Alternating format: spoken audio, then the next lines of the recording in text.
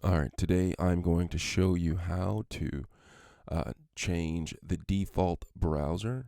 All right, so what I'm going to do is I'm going to go down to the Launchpad and I get to System Preferences through the Launchpad. There are other ways you can get there, but I choose to go through the Launchpad.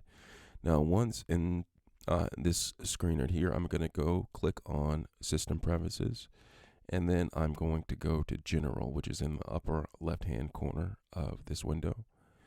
And when I click on it, there are a lot of things to choose from, but I'm going to go down to where I see default web browser. All right. As you can see, currently it is Chrome, Google Chrome. I can switch it to Safari if I want to, or if there's another browser on my computer, I could switch to that one as well too. So you can switch between my options are Safari and Google Chrome.